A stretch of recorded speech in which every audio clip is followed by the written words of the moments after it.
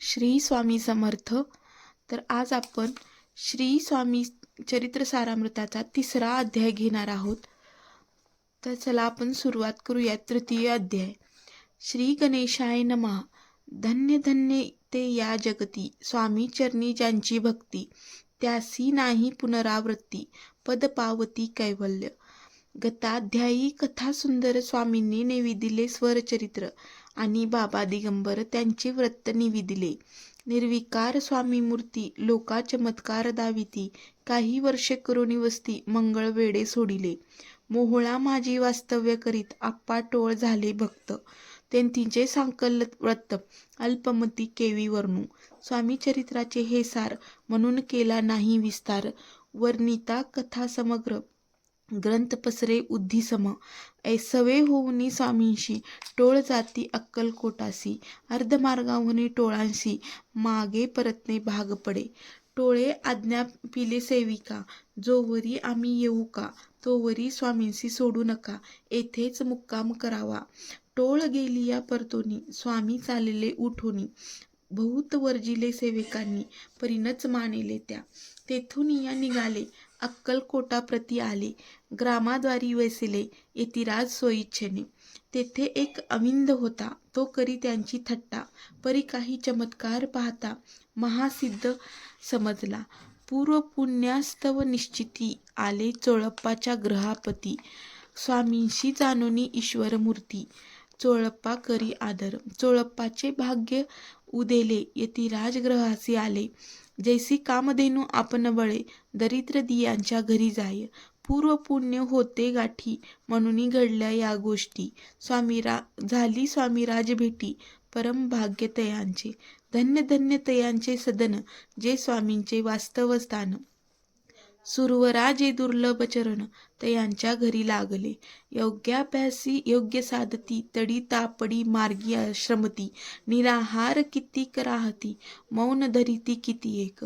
एका चरणी उभे राहून सदा विकुलती गगन, एक गिरीवरी बसोन तपश्चर्या करिताती, एक पंचाग्री साधन करीती, एक पवनाते भक्षिती. कित्येक संन्यासी होती, संसार अवघा सांडोनी, एक करीती कीर्तन, एक मांडती पूजन, एक करीती होम हवन, एक षटकर्मे आचरती, एक लोका उपदेशती, एक भजना माझी नाचती, एक ब्राह्मण भोजन करीती, एक बांधती देवालय.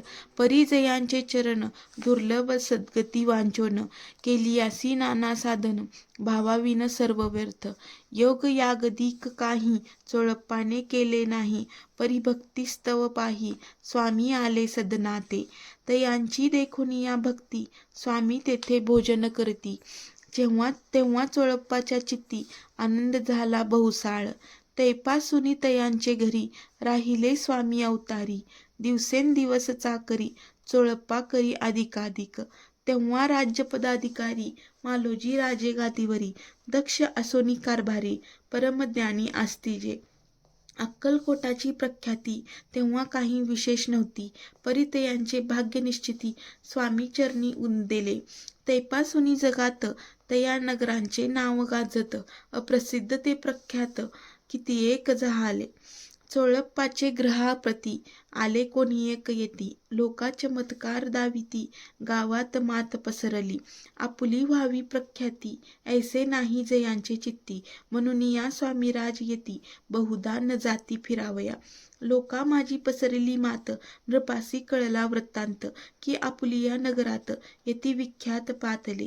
राहती चोळप्पाच्या घरी, दर्शना जाती नरनारी, असती केवळ अवतारी, लीला जयांची विचित्र. वार्ता ऐसी ऐकोनी, राव बोलला काय वाणी, गावात येती येऊनी, फार दिवस जाहले. परी आम्हा श्रुत पाही, आजवरी जहाले नाही, आता जाऊनी लवलाही, भेटू तया यतीवर्या.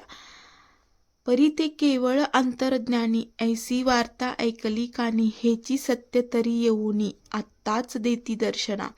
रावण मुखातूनी वाणी निघाली, तोची यतिमूर्ती पुढे ठेली. सकल सभा चकित झाली, मती गुंगली रायांची. सिंहासनाखाली उतरोन, राव घाली लोटांगण, प्रेमाश्रूंनी भरले नयन, कंठ झाला सद्दित. राव घाली लोटांगण, प्रेमाश्रुनी भरले नयन, कंठ झाला सद्ददित, दृढ घातली मिठी चरणी, चरण धुतले नेत्राश्रुनी, मग तया हस्तकी धरुनी, आसनावरी बैसविले, खून पटली अंतरी, स्वामी केवळ अवतारी, अभक्ती पळोनी गेली दुरी, चरणी भक्ती जडली ते, सकळ सभा आनंदली, समस्ते पाऊले वंदिली, षोडपोपचारे पूजली, स्वामी मूर्ती नृपराय, निराकार आणि निर्गुण, भक्तांसाठी झाले सगुण, तयांच्या पादुका शिरी धरोण, विष्णू नाचे ब्रह्मानंदे, स्वामी चरित्र सारामृत, नाना प्राकृत कथा संमत, प्रेमळ भक्त परिसोत, तृतीय अध्याय गोडहा. श्री स्वामी राजार्पण नमस्तु. श्रीरस्तु शुभम भवतु. इति श्री स्वामी चरित्र सारामृत अक्कलकोट नगर प्रवेशे तृतीय अध्याय.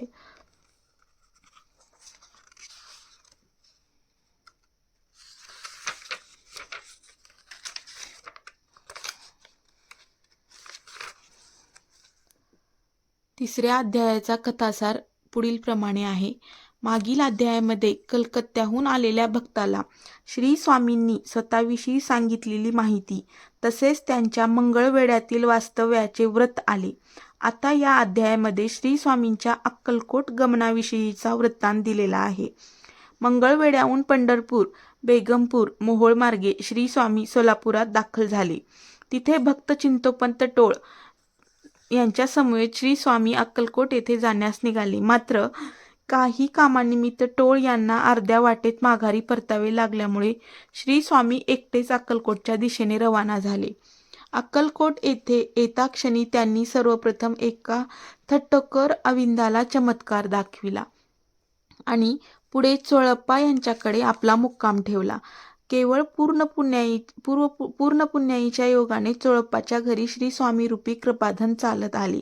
कोणत्याही प्रकारचे योग्यत्व नसून केवळ भक्तिबळाचे सामर्थ्य बाळगणाऱ्या चोळप्पावर श्री स्वामींनी अपार माया आणि कृपा केली.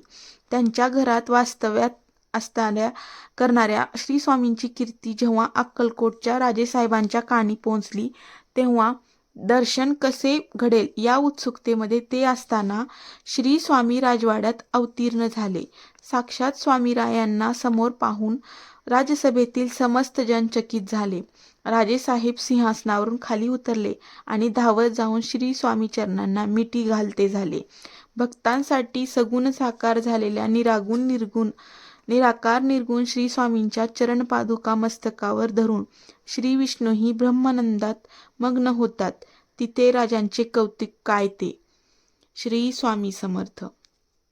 तर अशा प्रकारे तिसरा अध्याय आपला संपलेला आहे. सर्वांना श्री स्वामी समर्थ.